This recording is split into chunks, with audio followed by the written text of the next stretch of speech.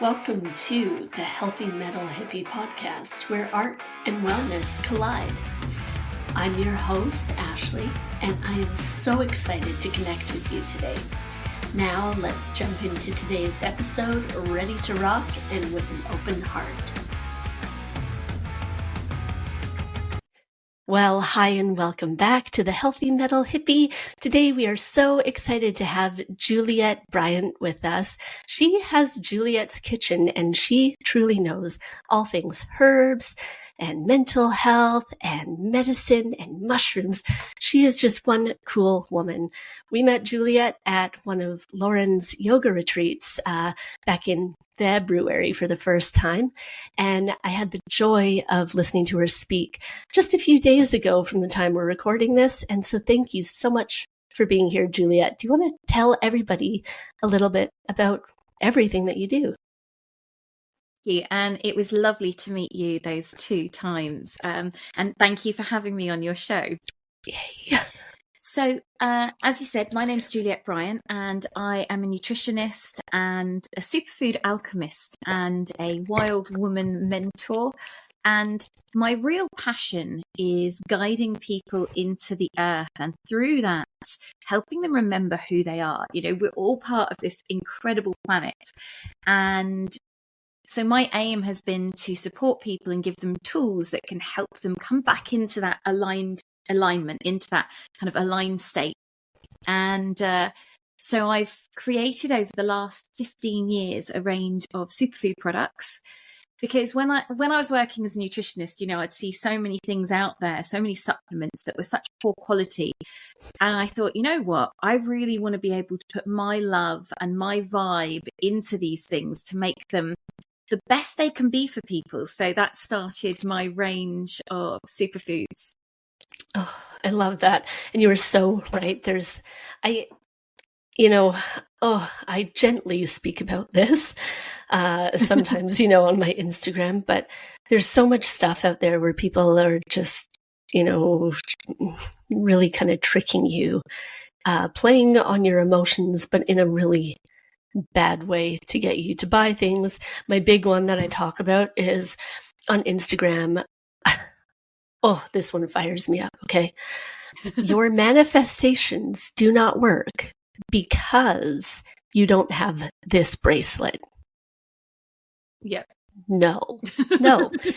That one makes me so angry. And they've sold like hundreds of thousands, and it's wrong. And so supplements are the same kind of thing for me. Very poor quality, exactly. Poorly thought out. Yeah. It's a minefield. And, for me, I've got some really strong principles like organic, plant-based, and I don't like synthetic things. And I've seen how synthetic supplements can really have a detrimental effect on the body. Mm-hmm. And so all of the things I make are whole food. So they're from real foods. And there's so much amazing. I think it kind of taps back into witchy days of past lives when I would be making potions. And there's that real desire in me to create that alchemy, because that's ultimately what it is, this alchemy, when you bring different substances together and then you combine them and it creates magic. And I've seen that now with so many of my different things that I've made. I've got something called Awaken, which is like a coffee substitute, and so many different things that can really help support our well-being. And they're made with such love and integrity. So that's kind of, that side. I absolutely love it. And, I think bringing people back to balance and back to their connection with the earth is needed more now than ever. And sometimes I feel like, people are getting more connected, but I think sometimes it's superficial, and sometimes, people, they're not going deep enough, and they're not, it sounds rude, I don't know, but they're not doing the work and really finding a true connection with themselves and grounding with the earth, I think we live in a world now where there's so many distractions. So we have phones which can connect us 24/7 to people. We have all the electromagnetic pollution. We have television that we can watch a show whenever we want. When I was growing up, you had 4 channels, eventually 5, and you had set times you could watch things, So Yeah. it wasn't like we had this bombardment of the senses. So what's happening, I feel now, to people is that we're creating this society where attention spans are really short. And people are constantly looking for that dopamine hit. They're looking for that like on a post. They're looking for that gratification. And because they can get it through Instagram, Facebook, Twitter, whatever it is, they're forgetting about the truth of where we need to get that gratification, which is ourself. Yeah. So what is being bred is a society where we don't look internally. We look externally for this validation. But what this is breeding is a society of people who are more and more sick, unwell. We're looking at shorter lifespans on some levels. We're looking at, more obesity, more cancer, more diabetes, more huge mental health issues. So much is happening because I believe this toxic lifestyle that we're living in is creating it, really. So what I'm working with people to do is the opposite. Still use technology and still connect, because we can get amazing information and communicate with people all around the world. And it's incredible. But it has to be in balance with everything else. Yeah, absolutely. Thinking about people looking for that dopamine hit with their likes, do you think people have lower self-worth and self-esteem than they used to? Yeah, I think self-esteem has always been an issue for people. I think, for the longest time, I remember growing up, my self-esteem wasn't that great. It's hard to live in this world in the way that the kind of modern society has created it, and even harder now with social media. I feel very blessed that there wasn't social media when I was a teenager, because I would have been in a lot of trouble a lot of times. These kids have this, don't they? It's, it's true. It's so hard. And so I think what this is doing is that everyone is constantly comparing themselves to this projected image that people are putting out, which isn't reality. Yes, exactly. And so self-esteem is definitely going down. But self-esteem, I think, is also going down because we don't have community. We don't have that kind of spiritual root to anchor into. Yeah. We don't have also the kind of self-discipline of service. Yeah. I don't know if that makes sense to you. Yeah, I think it does. But I think like being part of your community, that, that dedication to self-improvement, all of these different things put together, that's how I take it, at least. Yeah, totally. And it's that like selfless act of like, there's a little old woman down the street who needs help, and, you're a teenager or you're grown up and you're going to take that time to go and help her or bring her food or whatever it is. And obviously still people are still doing that. But I think especially with the younger generations, there's a lot more selfishness and a lot less of this community spirit of like, well, we're just going to do it because we're serving someone else, because we're being like a good human being, not because we're going to get anything out of it. Right. Or we're going to be paid or any of this, but just that service. Because I think for me in my life, when I've just given with no thought of anything coming back, it's just giving for the sake of giving. The biggest rewards have come back for me on a spiritual, energetic level. Yeah. Oh, absolutely. And I think that's a way to, in some ways improve your self-worth, improve your self-esteem, because you just, you do feel good when you're making other people feel good. You can't not, right? It's like, and that kindness and that love, I think it's contagious. Totally. I was just thinking of that word contagious when you were speaking, and it's totally contagious. And the more you do it, the more you want to do it. The more you give, the more you want to give. And obviously there has to be an equal kind of flow in, because we can't just give and give and give, because that's the other side of it, is people burn out because they're giving so much, especially kind of mothers and people like that. They just give without the self-care put in there, Yes. and that nurturing, because I think we can give out of a sense of what's the word I'm looking for, like almost like we have to do it, that martyrdom. Yeah. I have to look after everyone else, I have to do this. And then you get to a point where you're like, I'm burnt out, I can't do anything for anyone, because there hasn't been that, like, I'm definitely going to give to someone because my cup is full, because I've been giving to myself first of all. Yeah. And yeah, and that's so true. And I think a lot of people can relate to that. And truly, especially women, because I think inherently we are just givers of, time, of space, of energy, of love, of food. We'll share all of our resources because we love somebody, or we have empathy for somebody. And I think, yeah, you're right. It's a beautiful thing and it's wonderful, but it's about creating those boundaries too. It's, and I think, I don't know, for me personally, I know I'm getting better with it. But it's like, it's a long process. It's a long learning journey, right?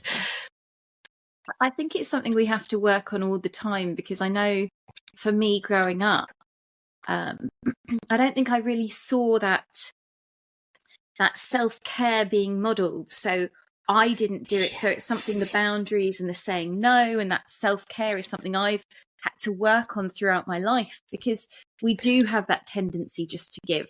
And we have to look to ourselves. What do I need? And one of the things that I love to do every day, and it's something I've told to so many people, and it's made such a big difference in my life, and it's something really simple. And I think simple things are the best, because we so often overcomplicate everything in life, and it has to be this 20-step process, and and it doesn't.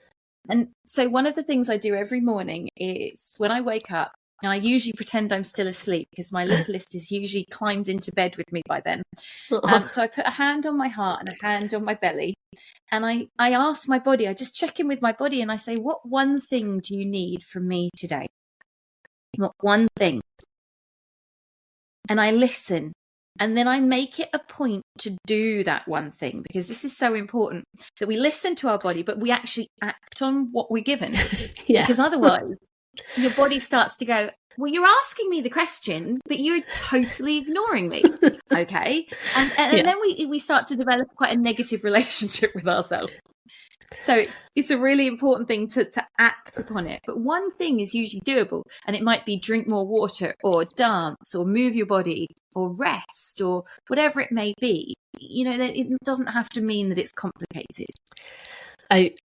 Yes. Oh, see, girl, you are speaking my language, because I love this, because you know what? For me, that's the biggest thing. People think that like your spiritual practice has to be complicated, that, your diet has to be complicated, that, your self-care routines, they have to be complex. And like, no, all of the shit is actually really simple. Peel it back, and it's so simple. And that's like, it's the best way to find balance. And I think a lot of people are actually just exhausted from overcomplicating their lives with, I will take a multi-step skincare routine, to be honest, but that's different. Everything else, you can have real simplicity in your food and get everything that you need. It's, why do we want to make things complicated? That's the other thing I want to figure out too. Like, I think we've been programmed to believe that if it's simple, it's not going to be effective. And this is the programming that advertising, that all these things have put into place, that if it's simple, it's not effective. But actually, the most effective things are the simple things, because ultimately in life, we need gratitude. Be grateful for our breath. Oh, thank you, breath. Thank you to this beautiful body that's brought me here on this earth, that's allowing my soul to like fulfill its mission. Yeah. So that gratitude is so important. And then the tuning in, listening. Okay, so you're here, body, to really do a job and to help me fulfill my purpose on this earth, to fulfill this soul's purpose. So what do you need? What support do you need to do that? whether that's mental, emotional, spiritual, or physical, and then looking at food. Okay, so what nutrients do I need to put in my body? And ultimately, when we look at nutrition, because you said, food has become so complicated, and it has, ultimately the best food for us is food that we pick and eat. That's it. When we look at what people have eaten through most of time, it is that kind of whole food, real food that is freshly picked or relatively freshly picked and eaten. Yeah. It's, what's funny? Oh, wait, I want to go back for just 1 second, though, because I have all these thoughts now. Everything. This has sparked all my excitement. What I was thinking about this being super, super giving and not taking time, I think that maybe, it's a generational thing too. It comes, my mom, she still is 100% give, give, give. No rest, no nothing. She will, she'll give like 98% of herself to everybody else. She feels guilty for having a bit of a rest. And it was like that for her since she was very young, right? She had to help take care of all the children, like her siblings. She had to help take care of her parents. And then off you go. You have kids young, and then it's like this continued cycle. And she didn't see her mother taking care of herself. And, because, my grandmother, they immigrated from Germany to Canada. And, and they worked on, they had a farm for a while. And then, she ended up working for the Hudson's Bay Company, after they moved into the city. And she was incredibly hardworking. They cleaned offices on the weekend, and they did everything they could to support their 4 kids and whatever. And so I think it gets passed down a little bit through generations too, where this give, give, give. I think it's there's been a break in it. So I think it totally is passed down. And, my grandmother was an Italian Catholic who moved to America, to New York. And so within my mother's side, there's this whole kind of Catholic guilt thing, Italian Catholic guilt that runs through that vein. Yeah. And on my dad's side, my grandmother was Catholic as well. So there's a lot of Catholic guilt in the female line of like, this is what you have to do. This is how you behave. I'm not Catholic, and I wasn't brought up Catholic either. But it's very interesting that these kind of trends do pass down. I think we hold a lot of these codes within us, men and women, ancestrally. Yeah. And I see it a lot also with women for like the working with herbs and working with plants and herbal remedies. There's this witch wound of... And within the witch wound is the sisterhood wound of not feeling like you can trust another woman because they're going to stab you in the back. They're going to ship you into the witch finder general, and you're going to be burnt at the stake.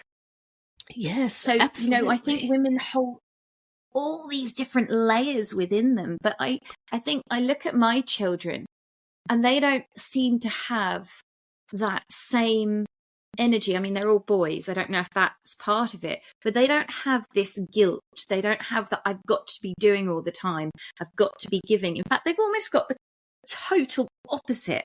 They're very kind and beautiful beings, but they don't have this need to do. Yeah. Same with my son. And it's kind of almost gone to the extreme, of like, can you help? I'm not right now, I'm busy. And it's like, no, you need to help. Yes. Oh my gosh. I think you're describing my son for real. But it's like, maybe that is right. Maybe they are just so extreme the other way. So they say it's enough of this shit. And we're just like, we're just exactly balanced it's now. pendulum, isn't it?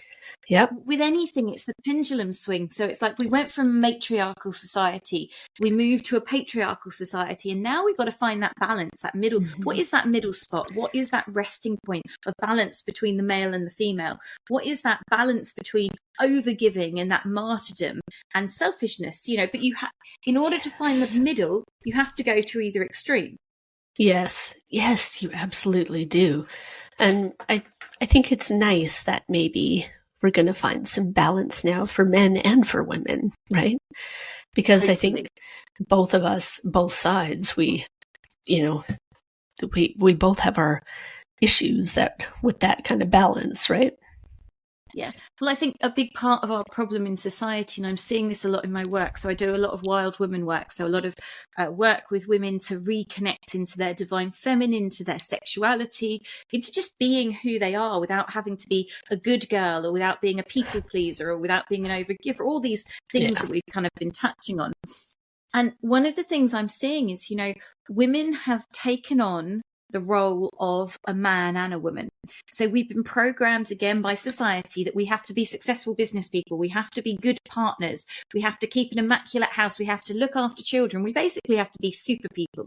And men still have to go out and earn money and take on this masculine role. But we're also doing that.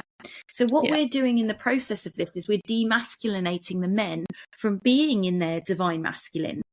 And we're trying to do it all. So it's like we're taking over their role, and they're going, well, where am I meant to fit? Like, where's my space? Yeah. And what happens in this process is that there's a real issue then with, if a man isn't in his masculine, in his divine masculine, not toxic masculine, and if a woman's, then what happens is a woman can't sit in her feminine because she doesn't feel safe. So the role of the divine masculine is to hold that space. So like in the olden days of the tribe, the men would create the outer circle and the women would come and sit in the inner circle, and they would connect into Mother Earth and the cosmos, and they would channel in the information and they would tune in to find out what was going on. And the men would be holding the space so that they knew they were safe, so the women could really drop into this deeper connection. Now, without the men doing that, the woman wouldn't feel she could tune in, because she would be unsafe to do that. So, this role is played out so often in so many things. But now, if a man is like, I'm going to keep you safe and protect you, the woman's like, I'm doing this myself. I can look after myself. I can do it all. What's amazing is, I think for me, actually, so my boyfriend has definitely stepped into that I will keep you safe role. And I am like, bring it on. I am ready for it. And I love it. So I think maybe that's a good thing then. Totally. It feels amazing, doesn't it? When the man holds that space and goes, it's okay. And when I'm talking about the man and woman, we all have the divine masculine, divine feminine within us. So some people resonate more to that divine masculine energy and some more to the divine feminine. So it's not that we have to be a man and a woman to take those roles, but it's that energy that is pervasive within our body. And also we have to come into balance with these two things, because in my work with women, I've also seen the opposite, where women are like, I'm going to be in my divine feminine, and they become so floaty and ungrounded and unproductive that they do nothing, and they can't. Everything's about tuning in and just flowing, and it's not reality either. So again, because women have sat in their in their masculine, not divine masculine, but in that masculine energy of go, go, go, do, push, push, push. Yeah. They can't then, they have to go to the other extreme and be a bit floaty to then go, hang on, I've got things I want to get done. I need a bit of that push and drive, but it has to be in balance with that time to sit with my emotions and sit with my womb and to flow. Yeah. No, that's so true. Oh, it's like, I don't know. And I know sometimes I am really guilty of floating away, but it's you're right though. It is about just like kind of coming back to that balance and just reconnecting and grounding and sorting yourself out. Exactly. Yeah. I love it when I do my Wild Woman retreat days, because My husband prepares the space. He gets the firewood done. He stacks the fire. He makes the space really nice. And he always says, I've made the space really nice for the wild women. And then he takes the children out for the day so that I can then hold that space and be with the women and I always tell everyone, oh, Giles created the space, he'll make sure the garden's tidy and all those things are done so that we can drop into that space. And it feels lovely, like allowing that, and welcoming in that divine masculine. Yeah, absolutely. Oh, so I guess going forward, again, sorry for all my jumping around, but so you're talking about our food and how picking food is the absolute best food for you. If you can't grow your own food and pick your own food, I would guess maybe farmers markets are the next best option. Yeah, so one of the things when it comes to our food is if you pick an apple freshly off the tree, that apple has more probiotics on it than most apples you buy in the shop. Why? Because every food that we pick is covered in microbacteria, and the microbacteria on each of those foods is designed to help you break it down and to help increase the good bacteria in your gut. And so this is a really important thing that we'll get to in a minute. But when we pick our food, so foraging is a great thing. If you're not able to grow your own food, foraging food, but also we can all grow something. Yeah. Even if you've only got a windowsill, we can grow herbs, or you can sprout things. So when I talk about sprouting, like getting a seed and sprouting seeds, we all have the ability to grow something on a scale depending on what size is available. And so when you use those fresh herbs or those sprouts, what you're doing is you're injecting your food with life force and good bacteria, which is really going to be supportive of your health. But then, as you said, the next step from that is finding a local producer who grows organically. It doesn't have to necessarily be certified organic, but that is following no pesticides, herbicides, and growing as close to nature as possible. Yeah, I think it's funny because when I was living in Canada, there were tons. I mean, there were probably at least 6 just in the city I lived in, and let's be real, the city was nowhere near the size of London. And but I find here it's harder for me to find like a nice farmer's market to go to, which is interesting because I feel like there's so much more of that in so many ways, like super local farms, for example.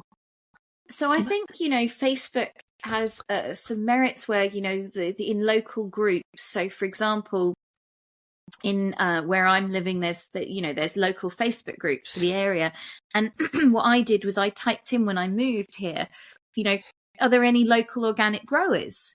And people replied. And luckily by us, there are 2 people who grow organically, on quite a large scale. They do veg box deliveries. So the food is literally coming from maximum 5 miles away. Oh, wow. And it's organic. It's phenomenal. And, I live in the middle of nowhere. I'm not, so there are these things going on in lots of areas. And I think that Facebook is quite a good connector. I'm also the trustee of a charity called the Vegan Organic Network. Oh. And it's been amazing being a trustee for this charity. It's really shown me quite a lot. Because I used to think organic was great.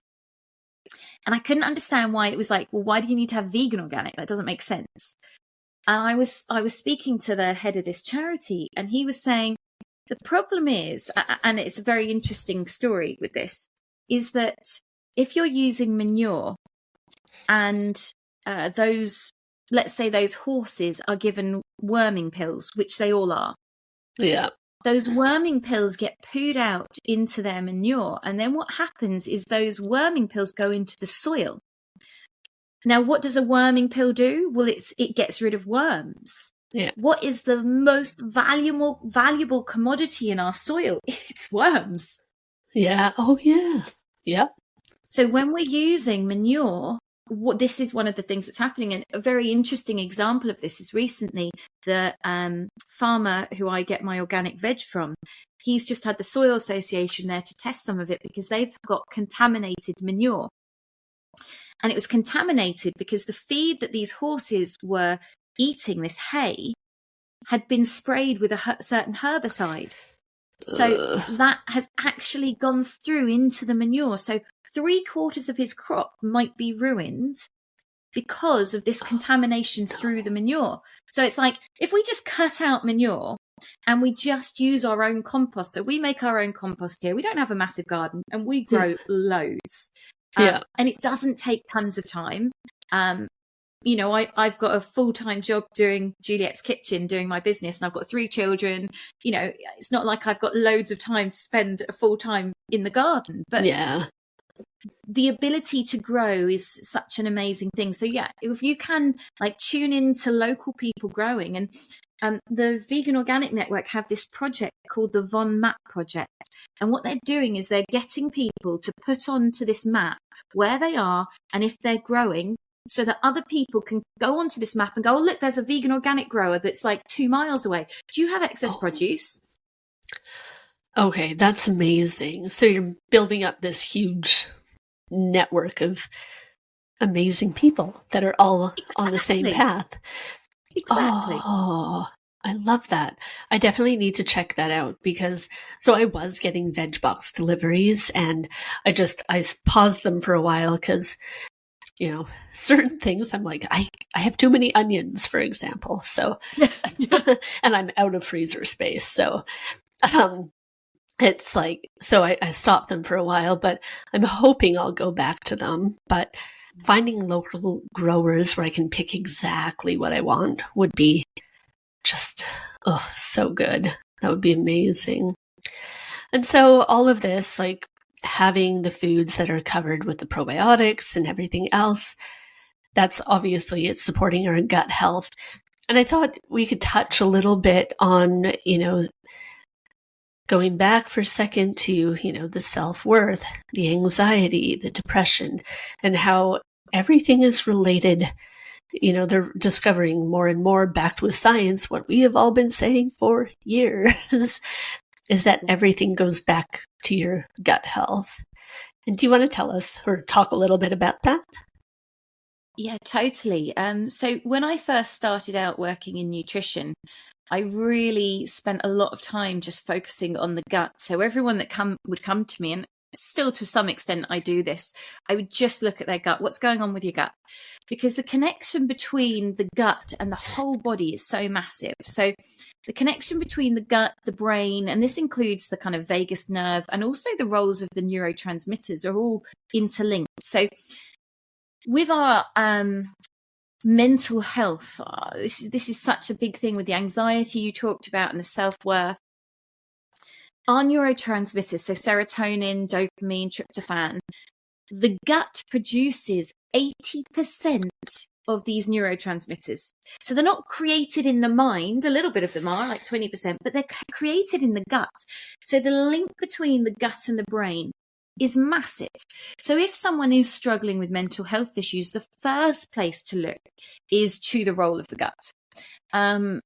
You know, whether it's an imbalance in gut bacteria, whether it's inflammation in the gut, whether it's parasites or bad bacteria, you know, all of these things are linked. And there's some amazing work, a doctor called Dr. Natasha Campbell McBride, who about, I think 15 or 20 years ago, wrote a book called The Gut-Brain Psychology.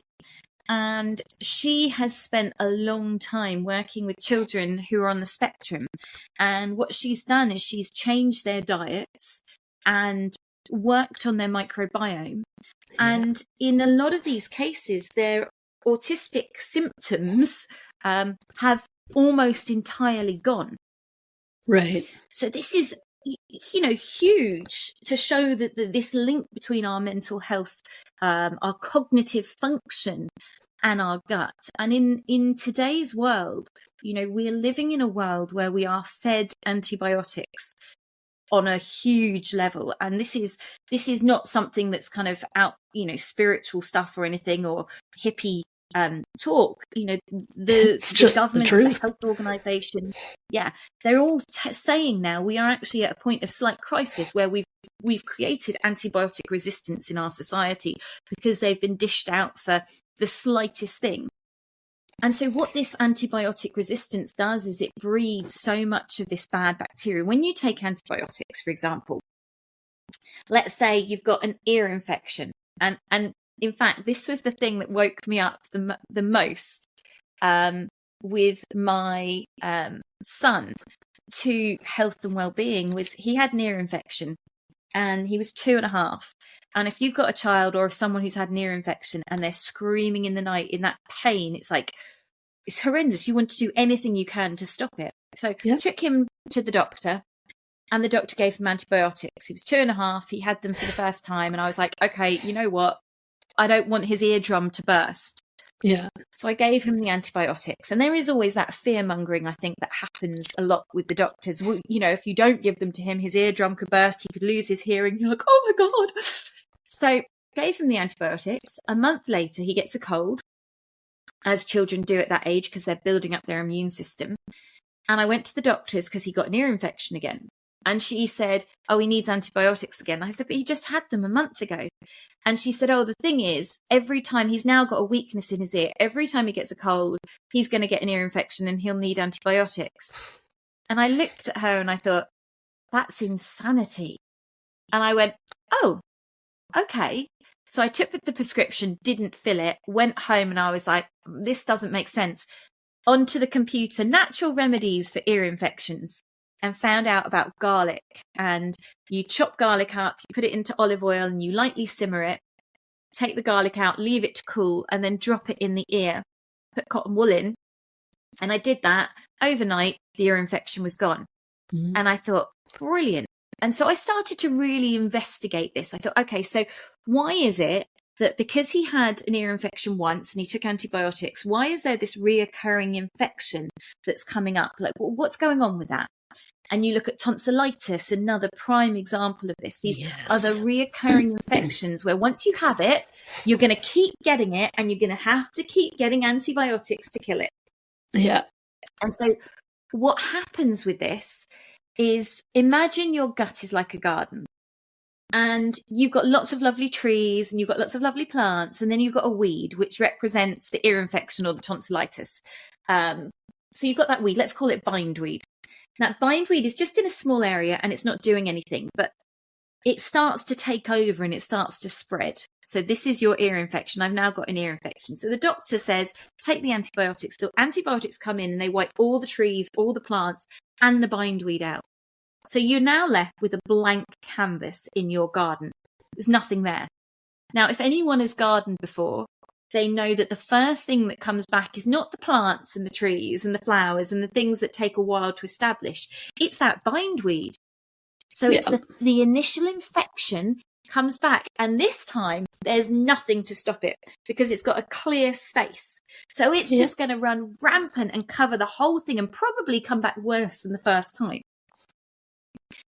So this is that reoccurrent infection. So you take antibiotics again, just as those plants are starting to come out, boom, wipe everything down. So what the antibiotics are doing is they're wiping out the first line of defense for the body, which is the gut.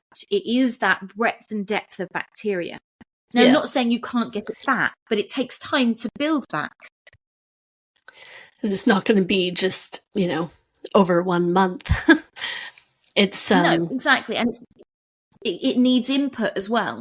And that's the other really important part of it is like, so with the gut, if, and antibiotics can be life-saving. Let me just say that, there are cases where antibiotics are so incredible at doing what they need to do, but not as necessarily a first point of call all the time. So it's like, well, let's actually look at a natural antibiotic, garlic, as I mentioned, for the ear infection, which got rid of his ear infection on so many occasions. And he's never had antibiotics since then, since he was 2.5, never had them. And he's now 19. Yeah.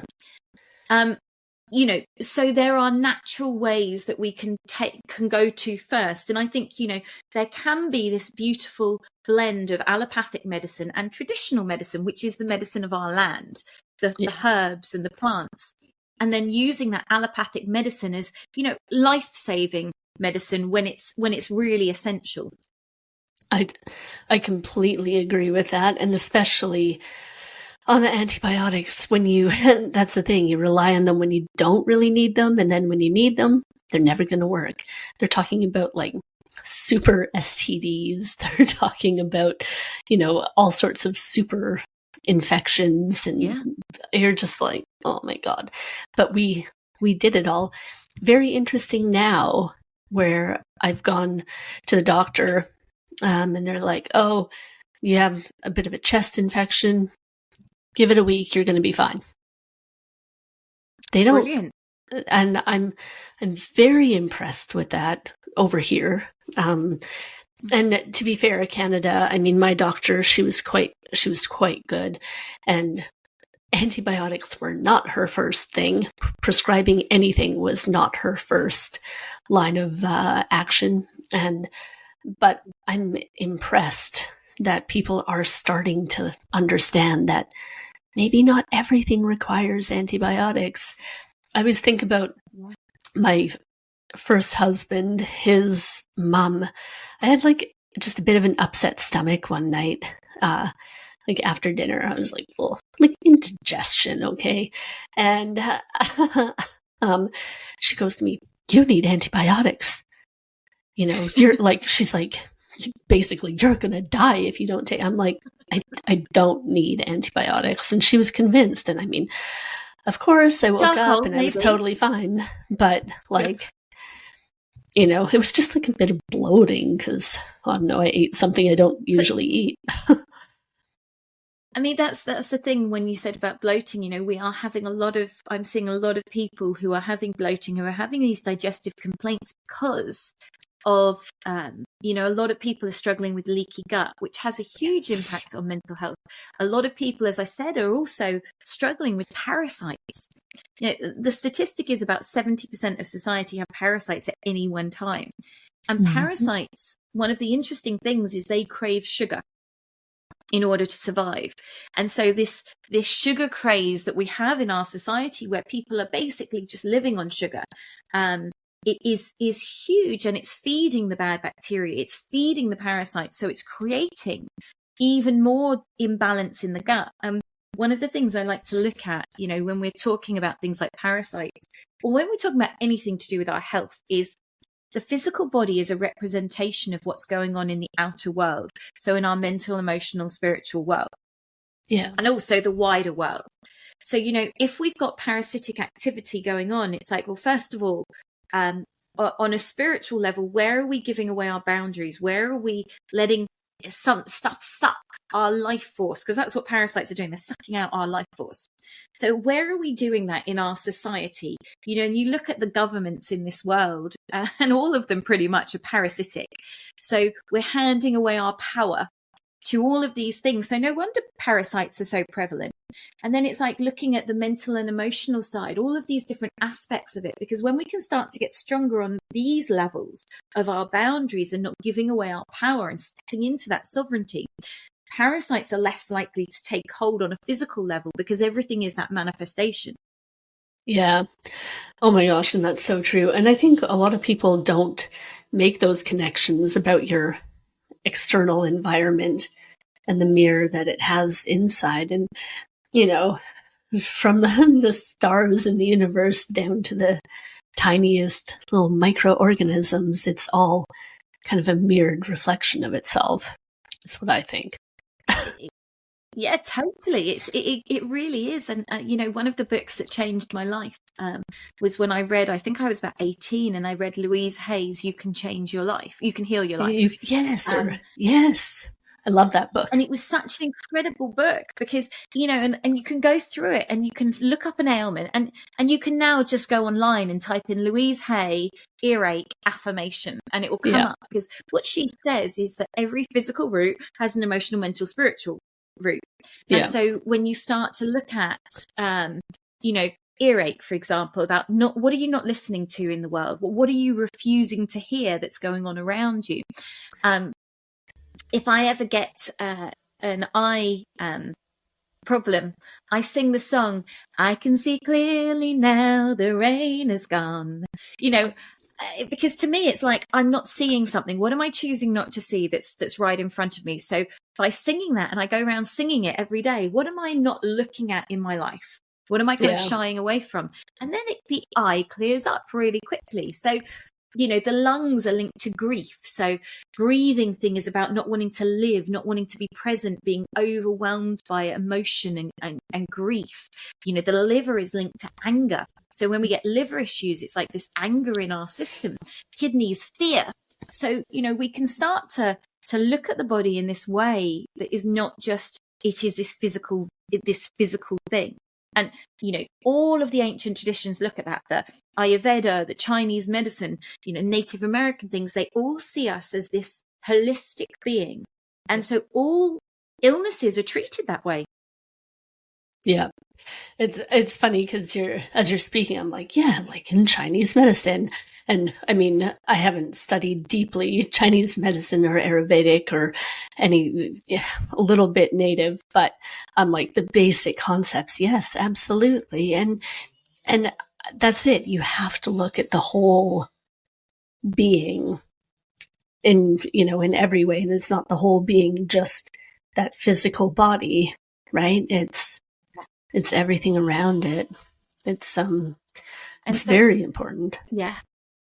One of the things that I have found with my work with the gut is quite often if people are struggling to digest food, it's because they're struggling to digest life. They find life hard. And this is also then linked to the mental health thing, because, you know, if you're struggling to digest your food, first of all, on a physical level, you're not breaking down the nutrients. So your body is malnourished and it's running in a kind of lack state. So what this then does is this has that impact on your mental health where you're running in a lack state. You don't feel good enough. You don't have enough energy. You're always feeling a bit like low because A, you've not got the nutrients, but B, you're struggling to be present in life. You're struggling to digest what's happening in your life on that emotional level. And for me, you know, I struggled with depression very badly when I was a teenager. I put myself into hospital when I was 15. I was suicidal. I did try attempting suicide when I was 15 because my circumstances in my life were really hard. My mum had multiple sclerosis and, you know, life was challenging.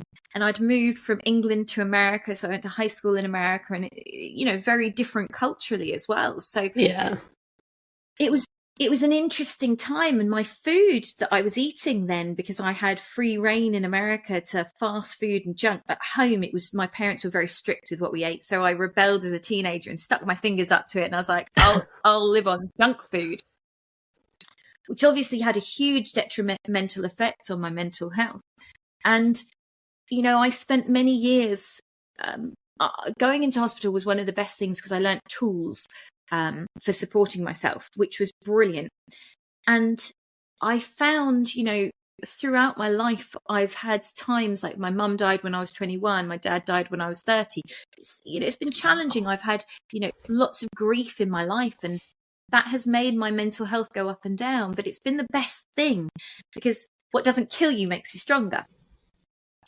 And so I learned, you know, quite early on to be resilient, but also how to work with my physical body. What does this body need to support itself mentally? And a few years ago when COVID happened, my middle child, who they think is on the spectrum, basically went into burnout. We didn't know any of this at the time, but when lockdown happened, he couldn't cope with the insanity of being locked in a house. He didn't understand why he couldn't see his friends, why he couldn't go to school. It was all too much for him. Yeah. I think he was like 7 or 8. And so he developed severe OCD and severe anxiety literally overnight. And so we had to suddenly learn to deal with that and to support him.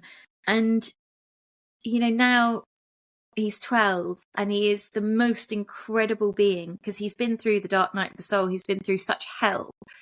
And through the work with, you know, we were working with healers, we were working with people to clear his space energetically.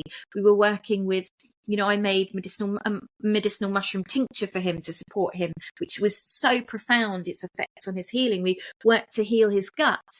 But initially, when it all happened, I couldn't do anything because he wouldn't eat anything that wasn't wrapped in plastic. So it was like, oh my God, what? Because he was scared of contamination because the OCD. Yeah, out of your norm Totally too, out right? of my... Exactly. I was like, oh my God. And, when you know what you need to do for mental health issues, it's like, I've worked with so many people with mental health issues, and it's like, sort the gut out, make sure they're not having too much gluten or cutting out gluten and dairy. Quite often they can be big stressors to the system, detoxing heavy metals, all these things that we can do. And I couldn't do anything because all he would have is food wrapped in plastic. So I had to find individually sealed things. There's no nutrients in that food.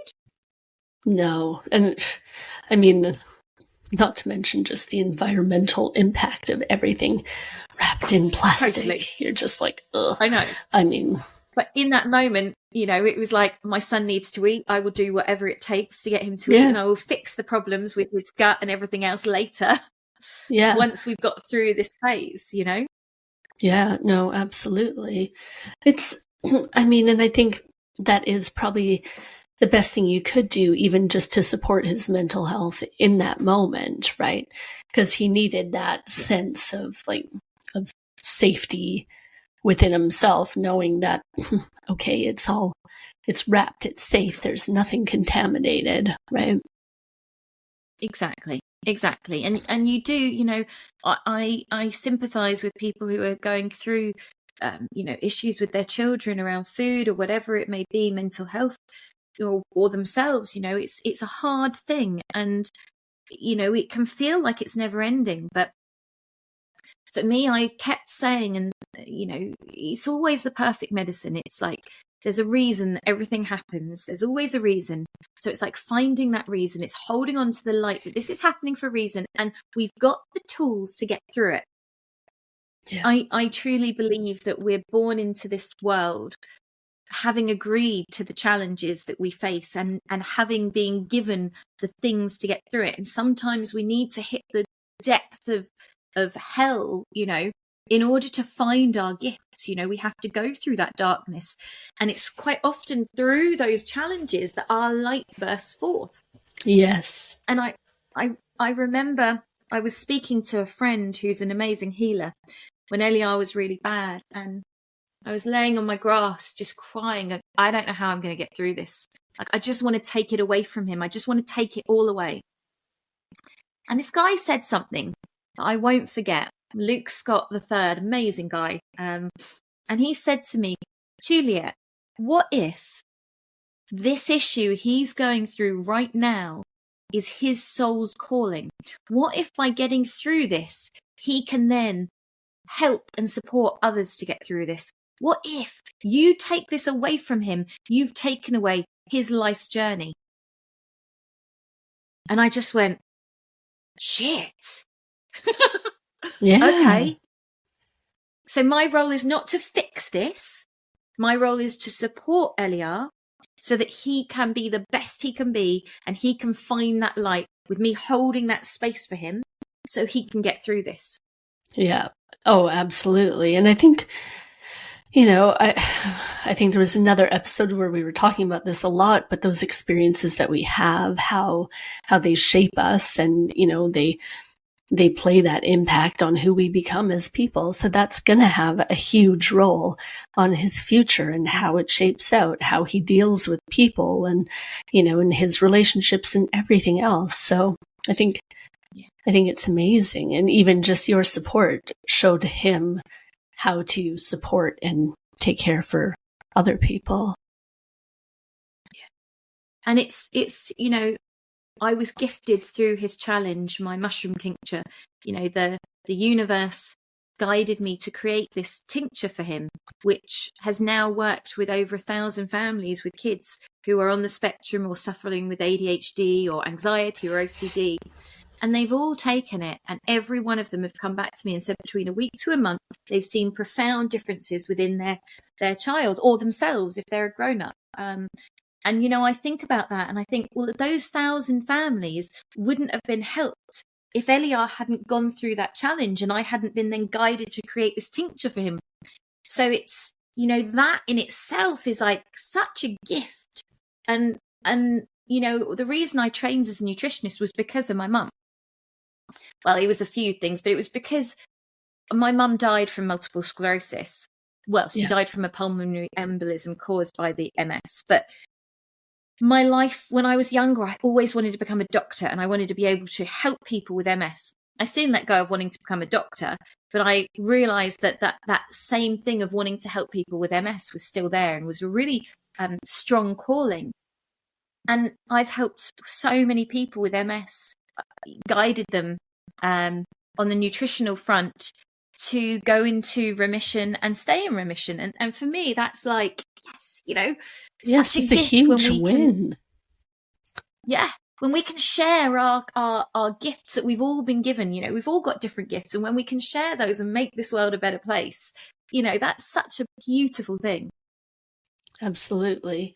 And I mean, I think sometimes we don't think we have gifts, but they're definitely in there. Everybody has some.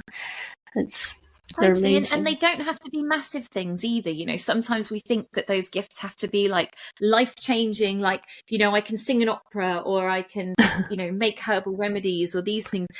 Our gifts can be smiling and helping someone by saying a kind word. That can have such a profound effect on someone. Just, taking someone's hand who needs support, can change their life. So our gifts can be kindness. They can be, creativity. There's so many different things. Kindness to animals, kindness to the planet. Yes, absolutely. And they do make an impact, and they make life-changing impacts on people, like you say, that kindness may save a life. Anything you're doing to help the environment obviously is making a positive impact. And sometimes you may not feel that like in the exact moment, but it's that ripple effect that comes out, and there is a huge impact about doing it. Exactly. And I think, one of the things that I really love is that, when you start foraging or you start connecting to the earth more, we start to view the earth in a different way. So instead of us being beings that are walking on this planet, and this planet is here for our consumption, when you start to forage and you start to connect in with the earth energetically, and you start to, think about Mother Earth holding us and supporting us, and you start to look at the elements and connect into the earth in this more spiritual way, then what we do is we realize that we're not this separate thing. We're actually intrinsically part of the earth. So then our actions change, because we are not looking at the earth as a commodity. We're looking at it as our family, as part of our being. Yes, absolutely. And I think if people can have that perspective shift, that's gonna be profound already. Do you want to tell us a bit about your tinctures? What kind of, because people can shop online with you to find some of your incredible, everything, tinctures and coffee replacements and superfoods. And so do you want to tell us quickly just a bit about those offerings you have? Thanks. Yes. So I've got, if you go to JulietteBryant.com, and if you use the code Ashley, that will get you 10% off anything that you want to buy on there as well. So little gift for the listeners. So as I said, I've created a range of superfoods that are based on what I see people coming to me as a nutritionist needing. So, a lot of people are addicted to coffee. So I haven't had any caffeine for 17 years. So I feel very blessed on that front. But I still need to have that uplift and that energy and all that amazing stuff. But I get it through medicinal mushrooms. They've been such a huge part of my life for the last 15 years, the mushrooms. And I'm so pleased I found them. And every product I have on my website, I think, has mushrooms in them. So, and we're talking about the non-psychoactive, so legal medicinal mushrooms. So I have my mushroom tincture, which I talked about. I've got something called Awaken, which is cacao, hemp, cacao, hemp, medicinal mushrooms, and other adaptogenic herbs. So that's designed to help you feel uplifted, but calm at the same time. So it's like focus, clarity, and calm.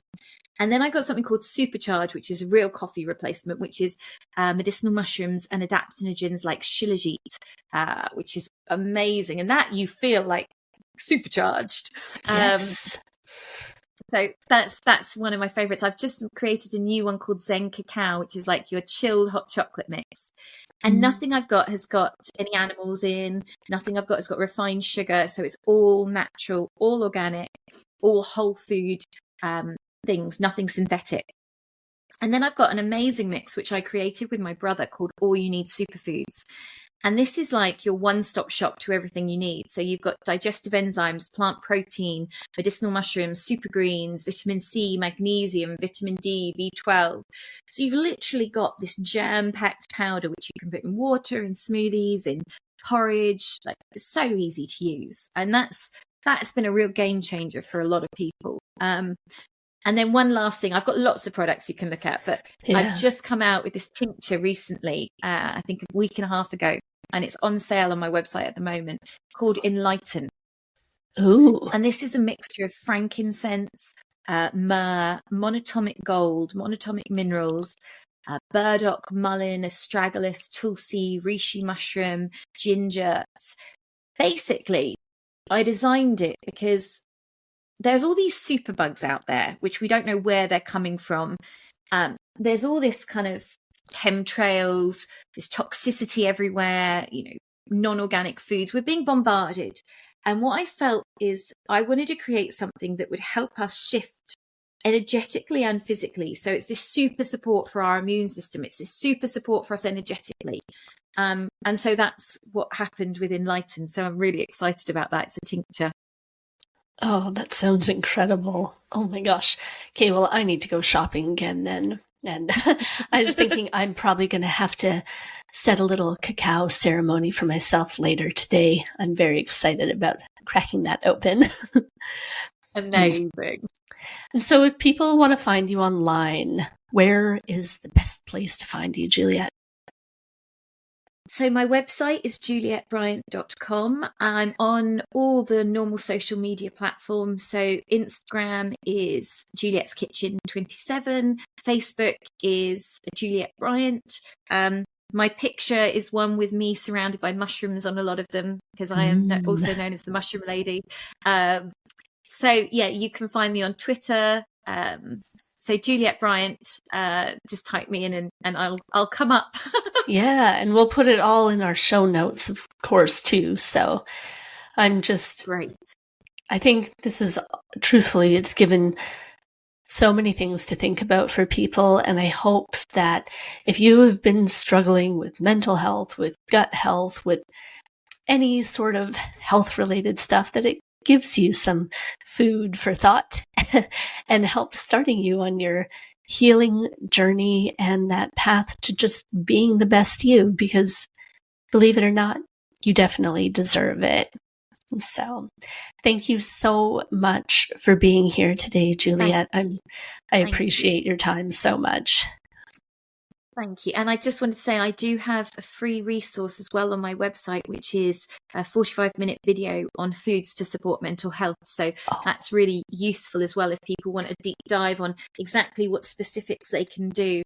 And I've also got a course that is a paid course, but on essential health and detox and renewal, which goes into gut health, parasite cleanses, heavy metal cleanses, and all that stuff on my website. So there's, if you want to take it deeper, then there's lots of avenues, free or paid for, that I can support you with.